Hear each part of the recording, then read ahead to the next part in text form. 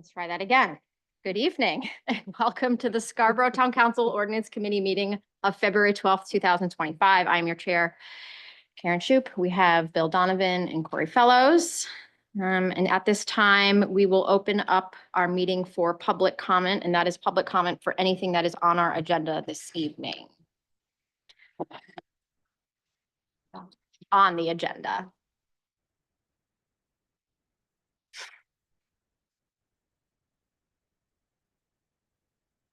Denise Hamilton, 2 Rod Road. I'm going unscripted tonight, just didn't have time.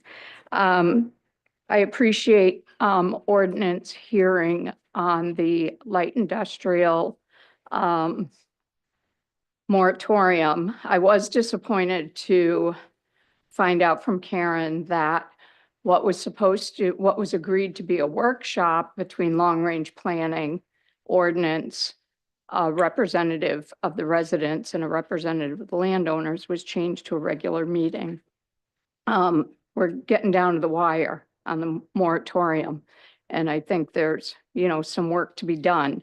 I am asking for accommodations if you're on a time limit to speak on behalf of myself and my husband, who is unable to be present at these meetings recently. I do stand by my comments over the last several years of that trucking terminals distribution should not be allowed in this area for many reasons. First of all, it was not a recommended use by long-range planning back when this ordinance was developed in late 2012, 2013, for various reasons. One, it abuts a residential area. Two, road conditions. Just can't handle the traffic in this area. And with the 3 cannabis items, I believe 2 are being recommended to be stricken from the ordinance. And then labs, there was some discussion. I had done some research on labs, and the labs use hazardous chemicals for testing. And this is a great concern to ours, being near a residential area. If there's an explosion, that's close to houses. There's no public water. We don't need that in our neighborhood as well. I think that the full ordinance, once we get past the moratorium, I believe it needs to be revisited in its entirety and adjustments made, as well as with the performance standards. I know I brought a few items to the attention of, the Autumn, as well as Karen and John, where there were items that were not recommended or not listed in the performance standards, but they were showing up in the ordinance and have been in there for the last 10 years or so. And now I'm seeing where LI was added to those items in the performance standards. It just needs work. We as the taxpayers who have lived in this neighborhood for decades, way longer than any developer before it was on any developer's radar. We've lived in this neighborhood. We should have a right to say what we want our neighborhood to look like. This is affecting our lives, our day-to-day living, our real estate values. We need to have a say. We need to have a greater say. I know, some of you, welcome public input and listen to us.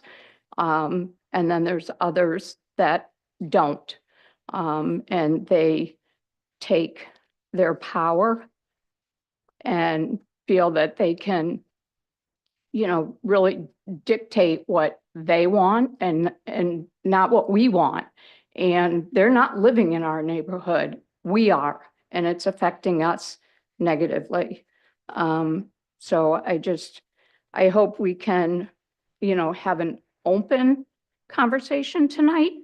I thought Dan would be here, but I hope we can have an open conversation, come to some agreements. And, I don't know if there's time to get through any changes before the moratorium is up on March 18th.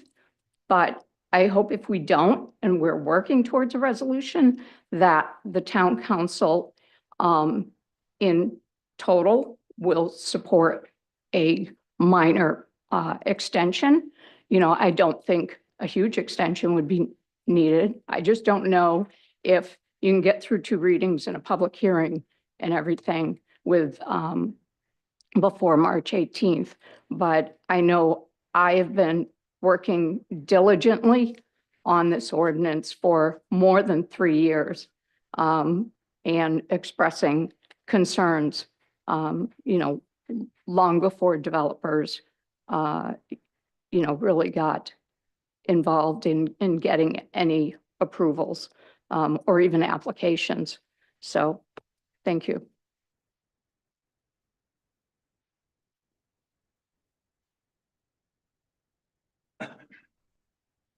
So good evening. I am Alan Paul, 17 Winmore Drive here in Scarborough.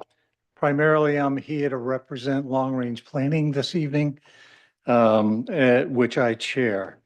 My intent is to try to give you just a feel of what the committee has tried to do with this. For the last, basically, 4 of our meetings, this item has been on our agenda. There might have been one meeting that ran long and we didn't get much to say about it or very little. But it has been in our site. So we started once again in earnest back in our October meeting. And at that time, we were asked to revisit this to look at some changes in what was an allowed usage in that area. And certain things were, in fact, at that time omitted. Distribution was omitted, wholesale trade, truck terminals, and cannabis. Early on in our discussions were things that were kind of eliminated from this zone. As things moved on, obviously, some of the biggest discussions were surrounding the need for public water and sewer in that area. And I know that that's something that the council, I'm sure, is looking at, especially given the fact of the moratorium that is currently in place and probably will be for about another month. We did have residents at these meetings. So we did obviously have time to hear from them at each of the meetings as well. Toward the end of it, I want to say maybe at our last meeting where we discussed this, we were asked specifically to take a second look at the cannabis issue. And after some extensive discussion and getting a better feel for what was involved in some of those items, we did allow the use of cannabis testing and recommended that that be reinstituted into the ordinance. So that's one of the, probably the last things that we did in terms of any changes or recommendations to the ordinance committee. And then finally, from our perspective, we're kind of like waiting at this point to see what comes out of the moratorium, to see what the council would then like Long Range Committee to take another look at, to see if there's any additional recommendations that we would have for this. So that's basically what we have been through over the last 4 months and waiting to see how we can support the council in the future. Thank you. Is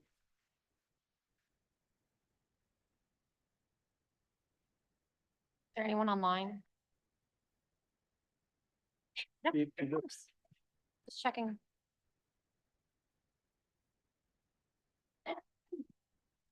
Hi there, Peter Freilinger, 8 Jasper Street in Scarborough, Maine.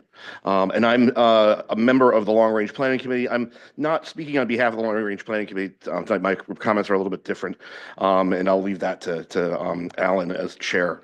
I'm also the chair of the Zoning Board of Appeals, and the LI district is one of a number of what I'd call puzzle piece districts west of the Turnpike that have some inconsistencies and came out of the 2012 and even the 2021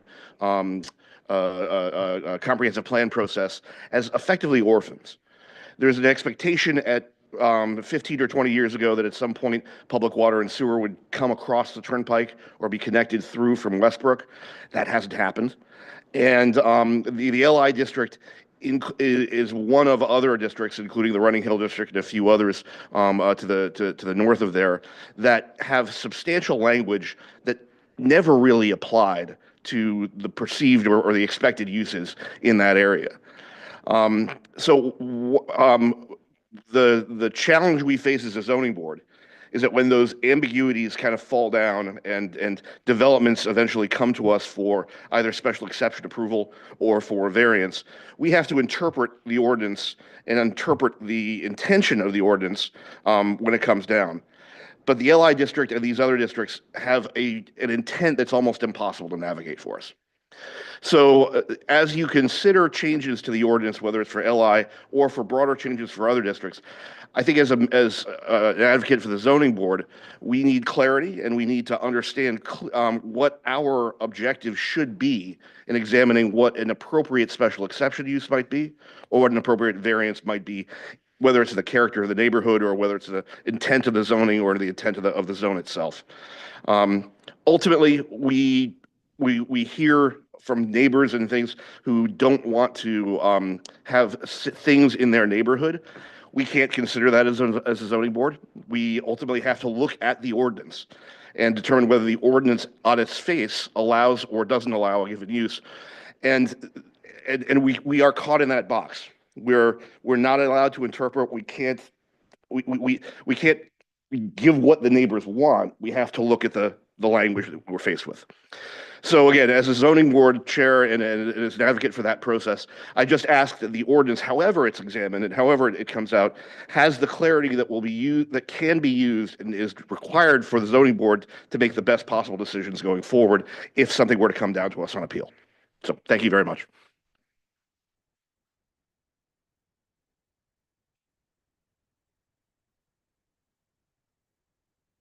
Just to clarify, I wasn't talking of what, we want, outside of ordinance. I mean, listening to us and what we want of the ordinance and the changes of the ordinance, not outside the ordinance. Thanks. All right, if there's no one online, and it doesn't look like there's anyone else here, I will close public comment and we will dive into item number 5, which is why we're all here tonight, which is the review and consider amendments to the light industrial zoning district, including discussing the 4 uses identified in the December 18th, 2024 moratorium language, addressing existing and proposed definitions and potentially adding performance standards. So Adam, I don't know if you need to dive in and give an introduction, or if you just want us to go into write what we have in front of us. I can go over what you all received in your packet, if that'll be helpful. If And that's- then yeah. Kind of tell you where we are. Yep. Sure. So in your memo, I think Ellen did a great job of recapping where we've been with the Long Range Planning Committee. And so at our last meeting, we did focus on those 4 uses that were identified in the moratorium. And they did recommend striking the cultivation, manufacturing, and then keeping testing. We couldn't come to consensus with the time that we had for the trucking terminal warehouse distribution use. So we talked about providing some definitions and some performance standards. So that's what I've included in your packet is the light industrial zone itself with some red lines, some definitions for your consideration, and then performance standards. And so I'm happy to pull those up if that is helpful during the conversation. Let's see.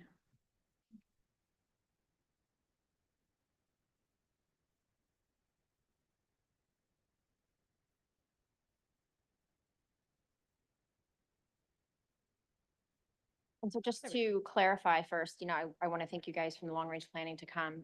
I've only been chair of ordinance. This is my second ordinance meeting. At first, we thought maybe it would be useful to have a workshop. I hope you appreciate that I have actually been at the planning board meetings for the last 3 years, and I've attended some of the long range planning. Corey's on long range planning. We really feel like we do have a grasp of the recommendation coming out of there and the concerns that the residents have. So I just want you guys to know, I think it was suggested for a workshop, but I do feel like we really do have the feedback that we need from that. Okay.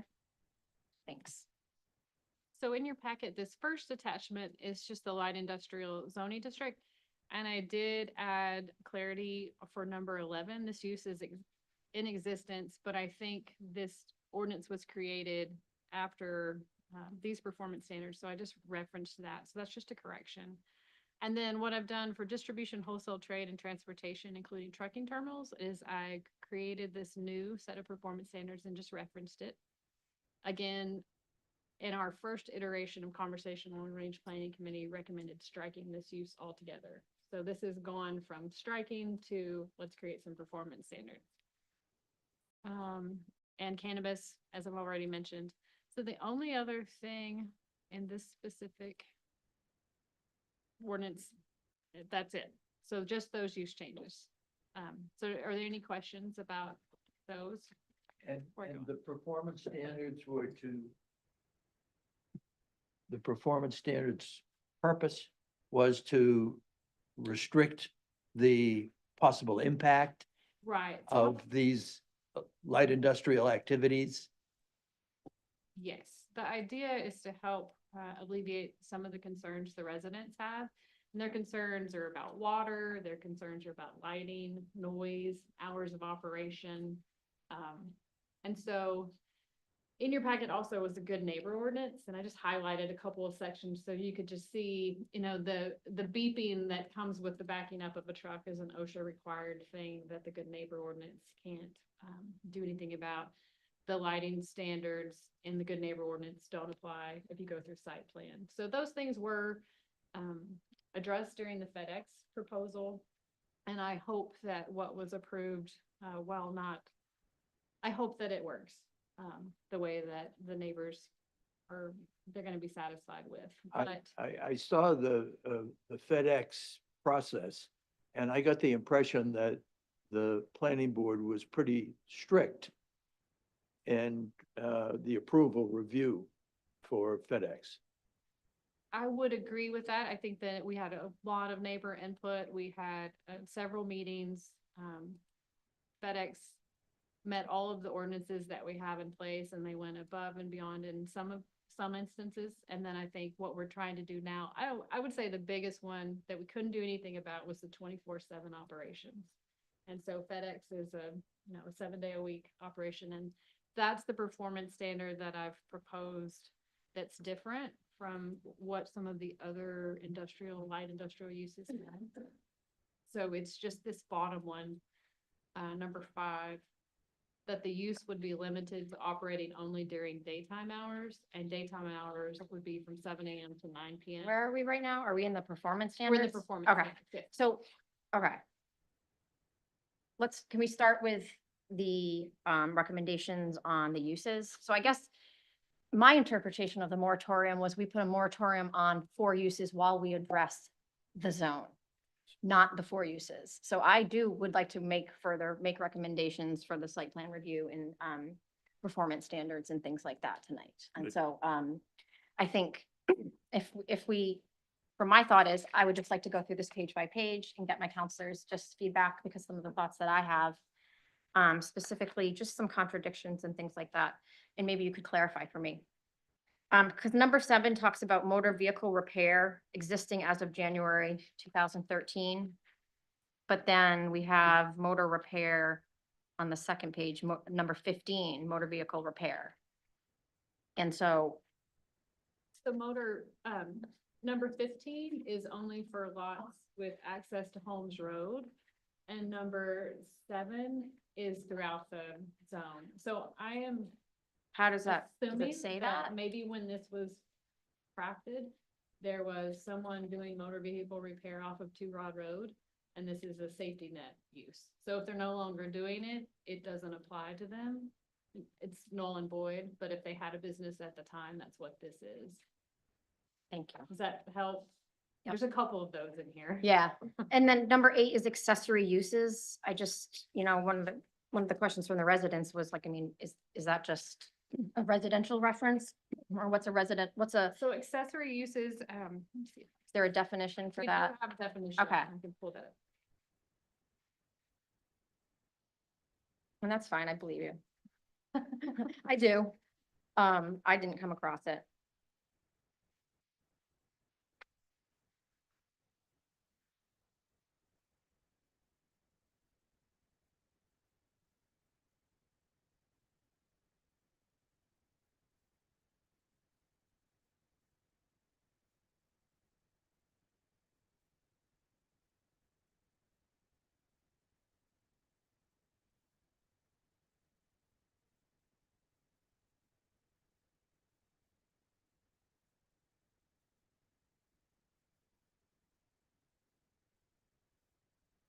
So this is the definition.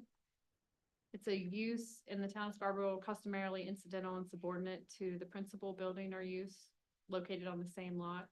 So it could be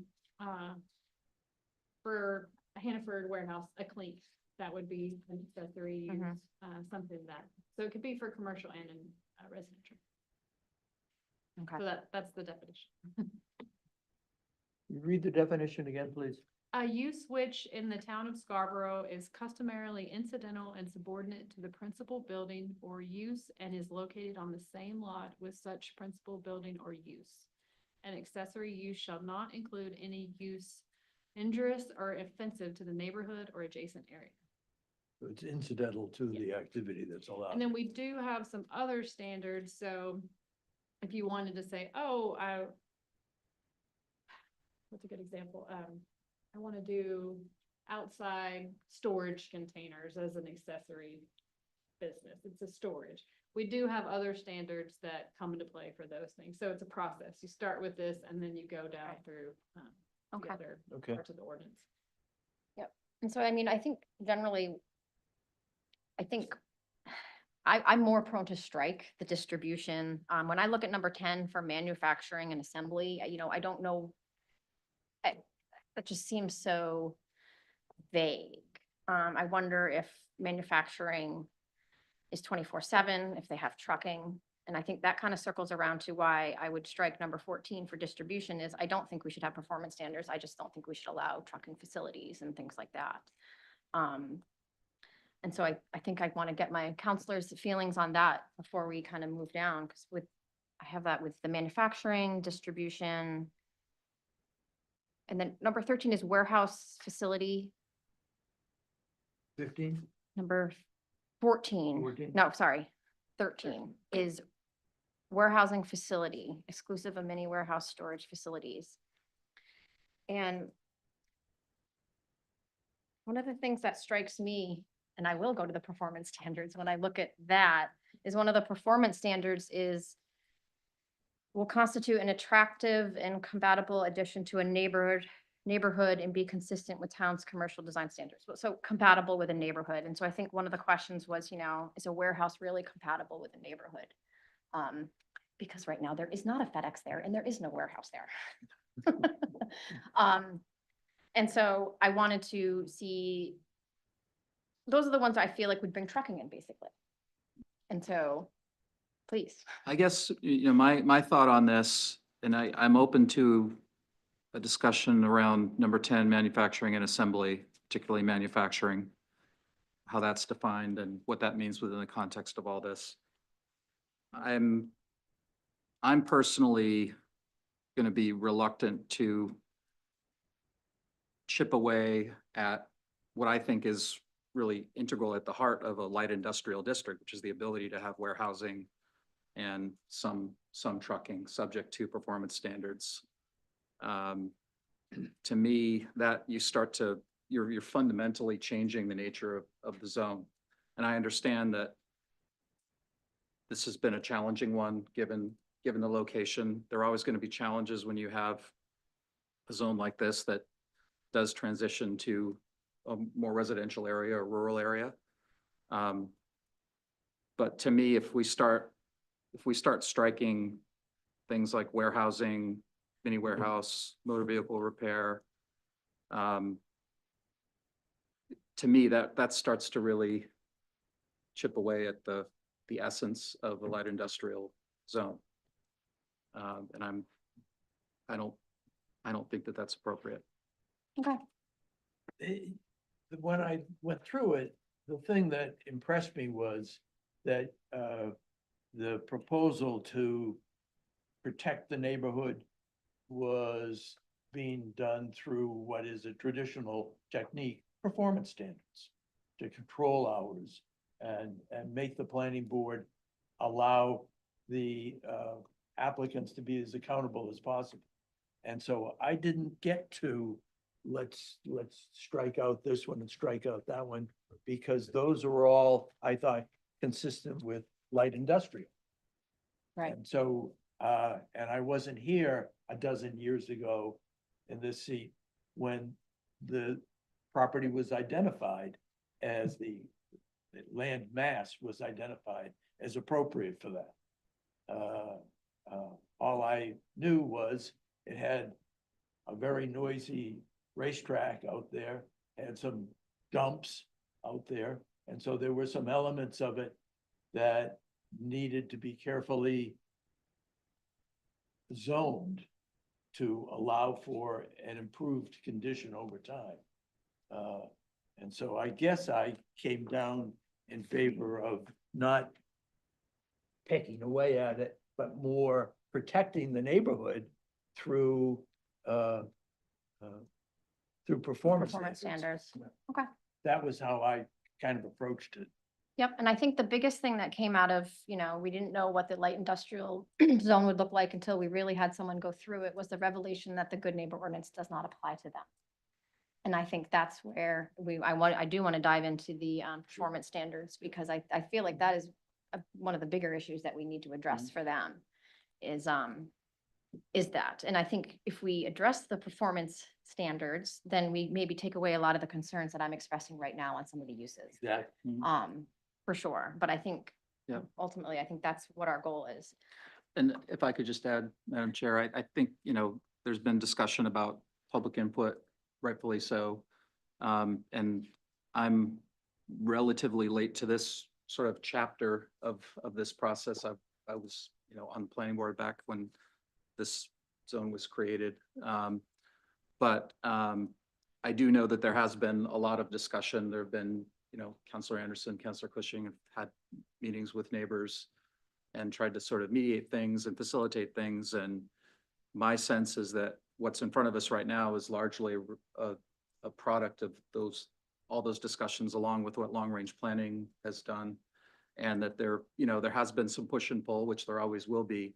And that I think the goal here is to try, at least in my mind, speaking as one person, one member, is to try to strike an acceptable balance, even if it doesn't leave everyone 100% satisfied, that protects the neighborhood, and also allows for a reasonable range of uses in the zone, because we've gotten feedback kind of in both directions. Yep. So, thanks. With that being said, the only other use that I want to address is the number 26, the cannabis testing facility. And I just want to clarify some of the information that was brought forward with just maybe the chemicals that are used in testing facilities, and then the fact that there isn't public water. And I didn't know if the fact that there wasn't public water out there was maybe one of the considerations, because I think our resident had a very good point. I don't know much about labs and testing facilities and things like that, but I didn't know if it would be normal to have a lab where there wasn't public water. And maybe that would eliminate itself. I don't know. I don't know if that's maybe something that staff could speak to an extent. I will note that performance standard number 3 is use will not involve the handling, storage, or disposal of hazardous waste material in a manner that will threaten the public health. That in a manner is obviously doing a lot of work there. Yeah. So I don't know if staff could speak to sort of how that's generally monitored or enforced elsewhere in town, including other places where there may be proximity to residential areas. Is that something you can take, Liam? To a degree. So just, I guess, my one word on cannabis testing is that it's really a rare industry. There are 4 labs statewide. And my understanding is it's incredibly expensive, cost prohibitive. I can't speak to whether public water or sewer is necessary for a functioning lab. But I think the likelihood that just based on how rare that industry is, the likelihood that a lab is gonna come to this area of Scarborough and locate, again, I expect the chances are low.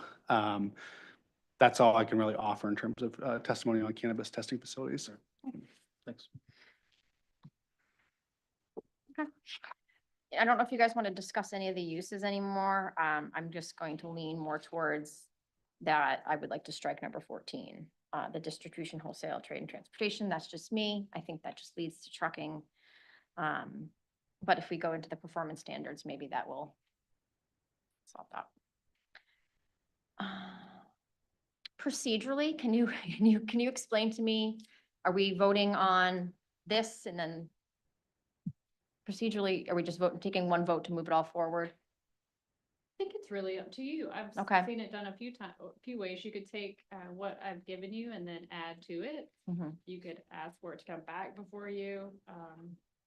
So it's really up to you. It's pretty fluid the way this committee seems Okay. to work. That's why I like. What do you guys think? this committee. And Do you want to go through all of it? I thought,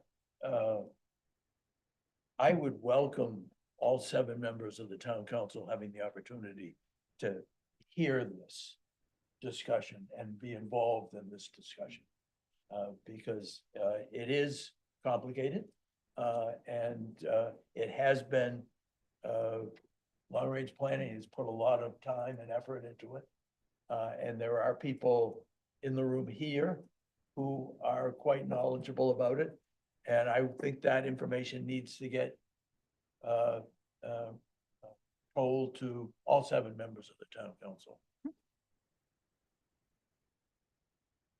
I would add that, as you were speaking, Councilor Shoup, the way this is designed now, manufacturing and assembly is not subject to any performance standards. So I focused on creating some performance standards just for the distribution, wholesale, trade, and transportation use.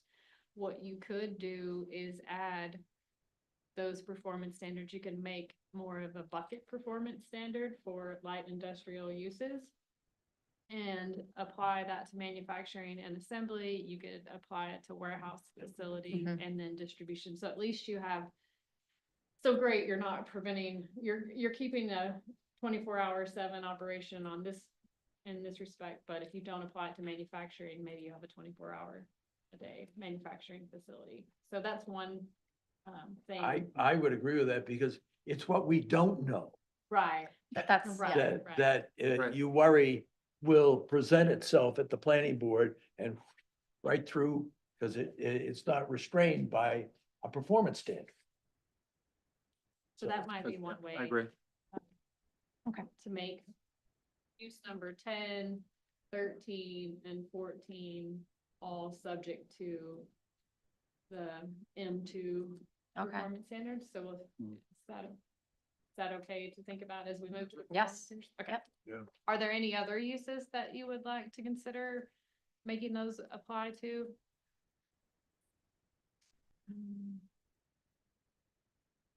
Well, are you going to put it at the beginning and say that this applies to all the uses, or are you going to put it?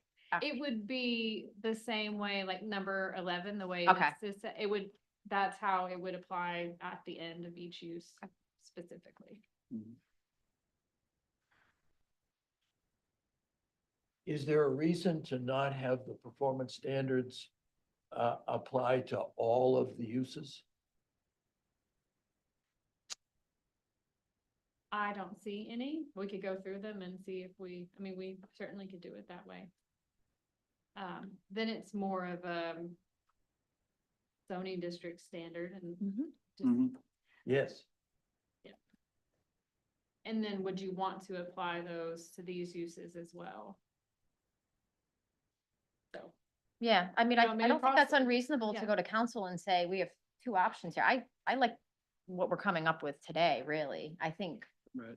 personally, agree. I think this is a zone all in on its own. It's a very small zone. I Mhm. personally don't think it's inappropriate to say we're gonna put standards on the whole zone.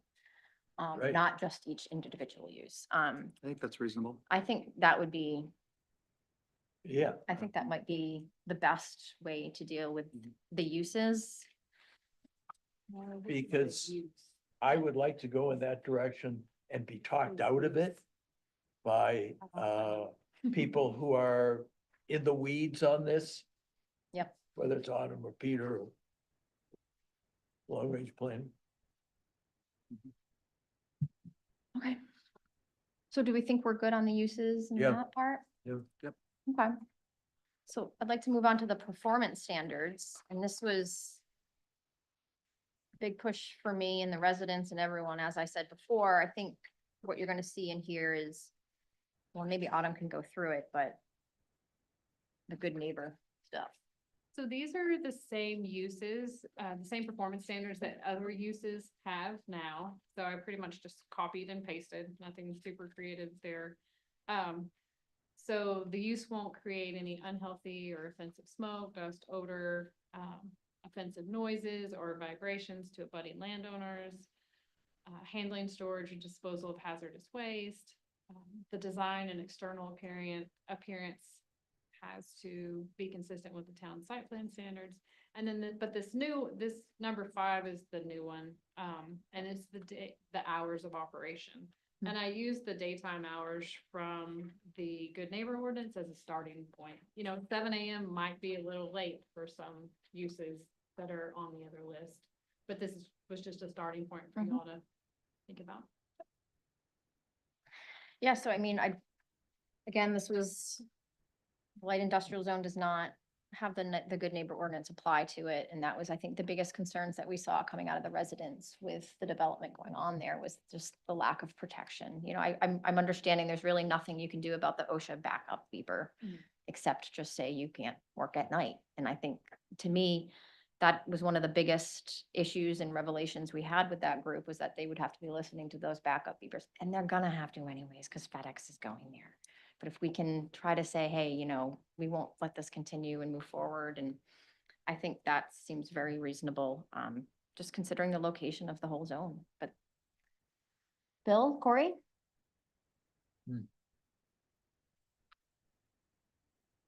I think that's very reasonable. Should I had something more profound to say, but particularly That's I okay. think it's, I think it's okay. You can I just mean, agree with right, me. I- you can go I- home. I agree that the backup noise would be annoying. And it doesn't appear that there's anything that can be done about that.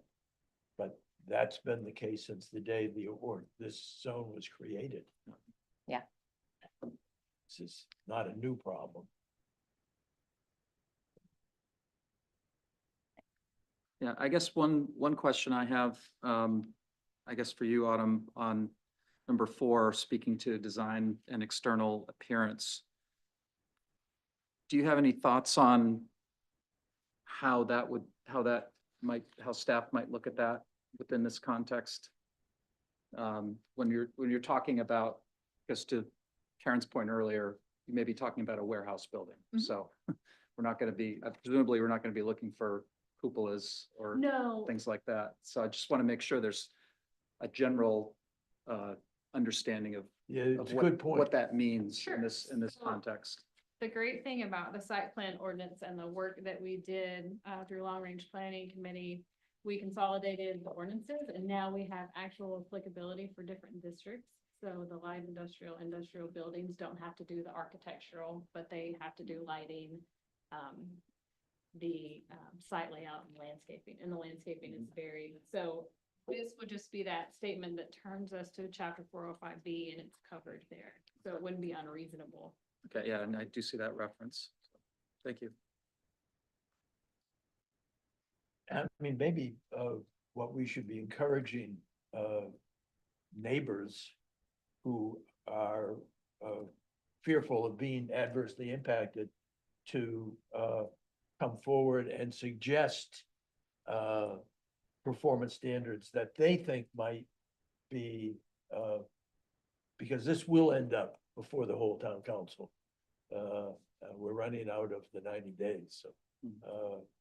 And to submit those to Autumn and let her dig into them as to the appropriateness, whether they can be framed in a way that is consistent with this zone. I would like to be able to, because that's the direction I think we're heading.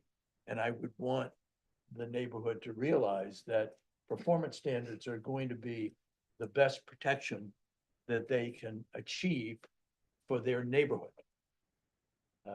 So I just say it so that you appreciate what we have here is not the be all and end all. It's good. And I was impressed that that was the direction that planning went.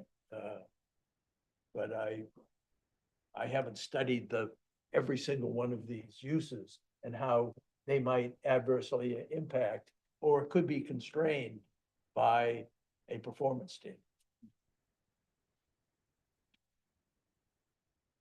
Okay, I'm happy that the good neighbor stuff is in there. That's what I was looking for in Yeah. in the performance standards. So I'm not sure how much more we want to go through those, or if you guys had any other concerns No, or questions about those. I'm good. And then the only other thing in there was that the definitions, did you want us to look at those as well, Autumn, or is that just, you added a couple, is that correct? I did, I added a couple, so in your packet, I clipped the definitions that are uses in this district, so you would have them for your background. I did want to ask you, mini warehouse is a use that's not allowed in this district, and in my thinking, mini warehouse is the ideal light industrial user. There's not a lot of people, there's not a lot of traffic, it's always pretty secure and kind of quiet, and I thought, and it doesn't use water, it doesn't use sewer. I thought that might be a use, just, it might be too much to add a use, but it's just for your consideration.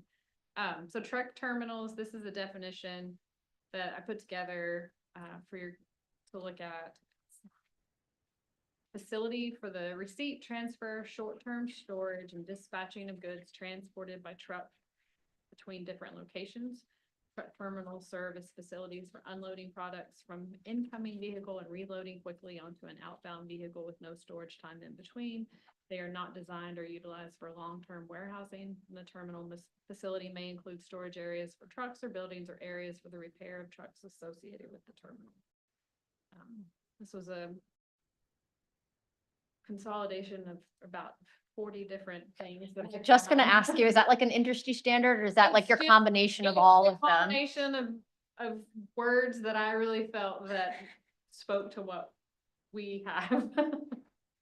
And then wholesale trade and transportation. And this one is the business of buying goods in large quantities and selling them in smaller quantities to other businesses or retailers. Wholesale transportation is the process of moving goods from manufacturers to retailers or businesses in bulk. Wholesale means the sale of goods or commodities for resale by a retailer as opposed to the sale of goods or commodities to the ultimate consumer. Those were the two uses that weren't defined at all, but I think I've gotten that question, like, what is this? What does that mean? So Right, these were the, I like those. okay. Well, hopefully that helps and we'll add clarification. And yeah, for the record, I don't have an issue with the mini warehouse storage facility use. If we were to Yeah, I include got- that. Are storage facilities aren't allowed either? So what's the container guy next door? I thought he was doing storage containers. so he's not doing storage containers, he's doing, the one across the street. Yeah, Art.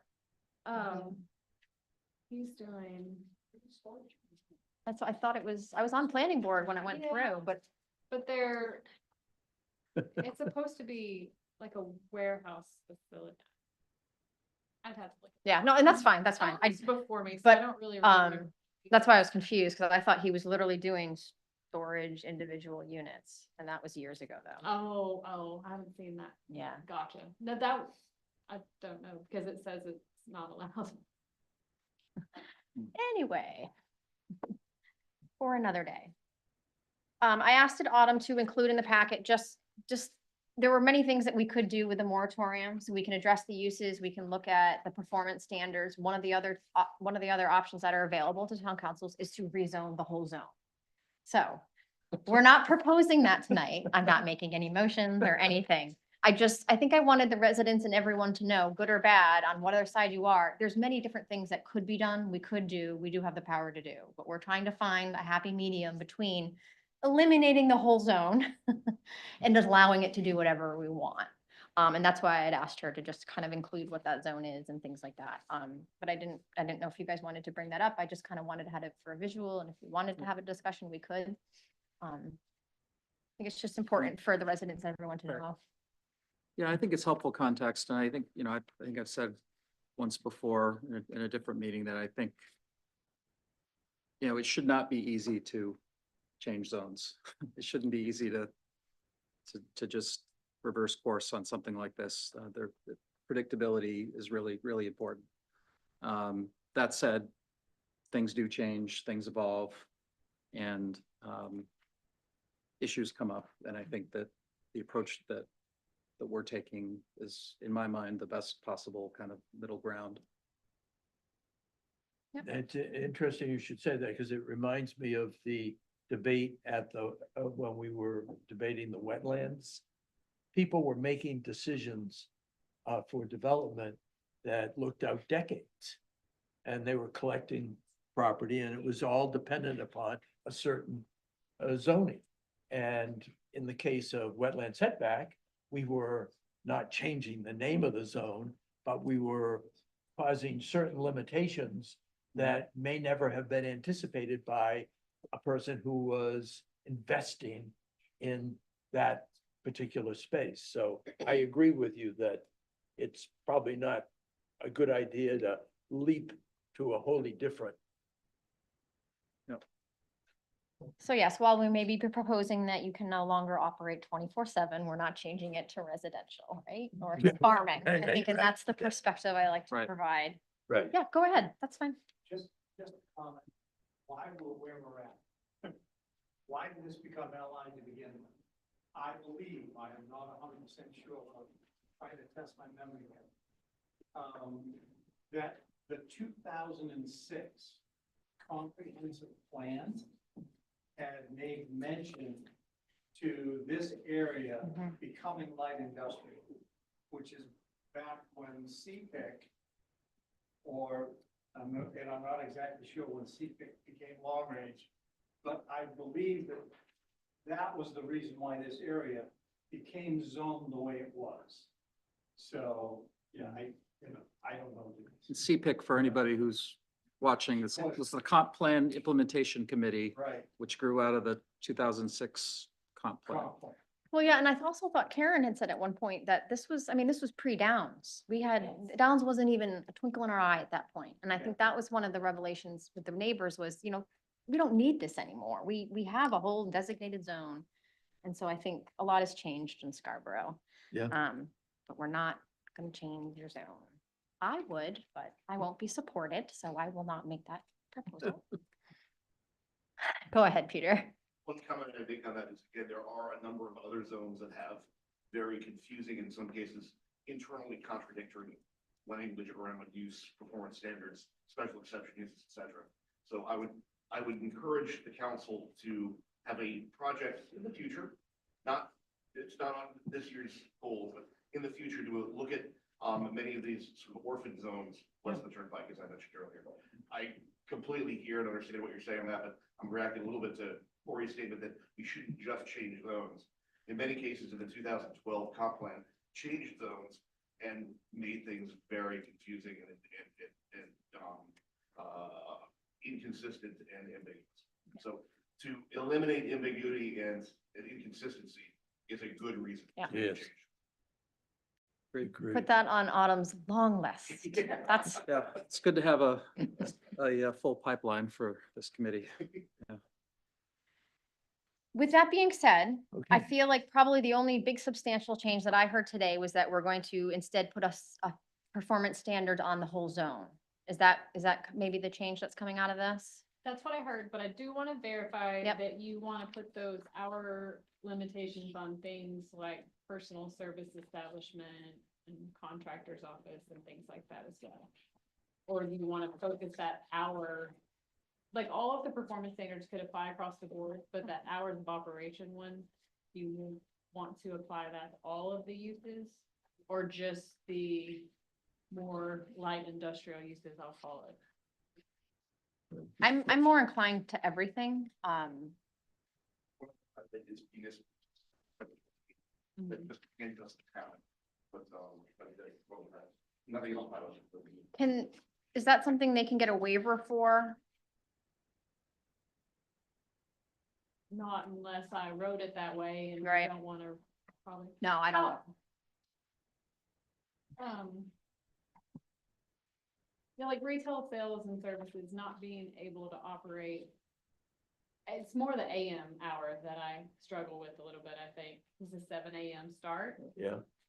And one that comes to mind for me is if we do allow for like personal storage units, someone can't come to access their unit before 9 AM. Or it's a 7 It's not- AM start, Or, and that's probably. or I guess okay for Sunday them. was the day that Oh. had the yes, 9 yes. AM start. And maybe that's not onerous, but that does come to mind for me. I'm more inclined to keep it as it is. I'm happy to have that discussion with the full council. Mhm. I'm hesitant to dive back in and pick it apart. And I also think, I mean, ultimately, the reason we're putting these in there is to protect the residents and from the noise and stuff. I'm not sure how we're gonna regulate maybe one car going in at 6:30 AM per se, but, lots of them, yeah. How about I put in my hip pocket for council that a few uses that could deviate from this and it probably Mhm. wouldn't be okay. Yeah. It probably would be Yeah. okay. But as for this discussion, I'll put this in that it applies to the whole district.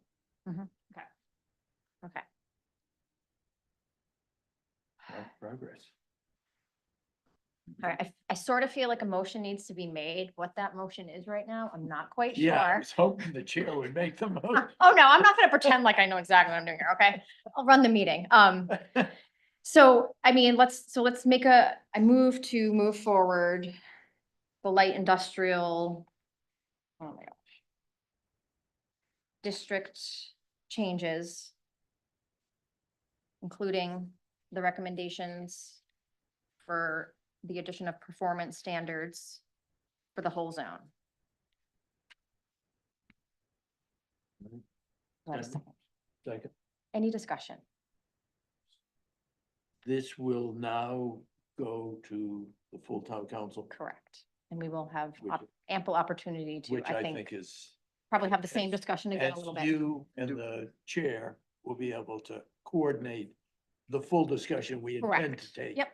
at the town Yes, council. yep. And And I just- think we're comfortable with that. In terms of procedure and lead time, and I don't know if anybody here's able to answer this question, but it's the expectation that this will be able to get onto our agenda for the next council meeting, because I know the materials typically go out like the end of this week. So we have to go to planning board no matter what for these changes. So I've talked with Tony about getting this on your agenda for March 5th. And then we have a planning board meeting on March 17th. And then your town council meeting's the 19th. So you could, if you so desired, have a public hearing and a second reading and wrap it up the Mhm. day after the moratorium, or you could extend it. But I can't do anything about that planning board. Right. public Right, hearing. that's a good That's point. right. So the moratorium may end, but we take it up the next day. Yes. So for all intents and purposes, we've acted within the constraints. We wouldn't want to do that because someone could submit an I application think we need that to take morning. The council would need to take some We kind would of have to, action yeah, we would have to extend it. to Yeah. We extend will, it. Yeah. It's Yeah. gonna be on the March 5th with this first reading, repeal and replace it and give yourself some more time. Yep. Okay. Okay. Does that sound good? Yes. Okay, Good. all in favor? Aye. Great.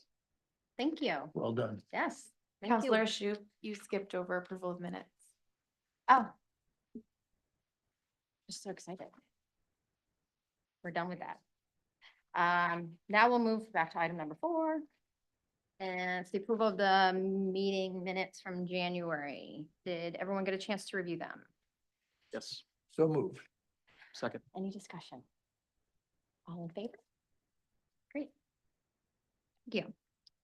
Item 6 is future meetings and agenda items. I just wanted to mention now that I will not be here the second week of April. So I'm hoping to maybe get some guidance from staff if we need to maybe reschedule for that April, or if there's nothing going on, we can skip. I'm happy to do whatever needs to be done to continue democracy, but I just want to let you guys know I'm not here that week, so we will not be able to. Of April or March? April. Yeah. I don't have any scheduling limitation, so I'd rather reschedule it for a Reschedule. time you can be present. Agreed. Okay, then I'll look at the calendar and we'll try to find a time in April for us to reschedule that. And then for future agenda items, we got anything going on, Autumn or Liam? I have some amendments to the EV ordinance Okay. recommended from Sustainability Committee. Great. That I'll be bringing forward. Awesome. I also know engineering will be coming forward with a few, I think one perhaps in March and maybe one later on in April. Okay. So out of Angela's department. Will we have a March meeting? Yes. Okay. Okay, sounds good. If we're all set, I'll take a motion to adjourn. So move. Second? All in favor?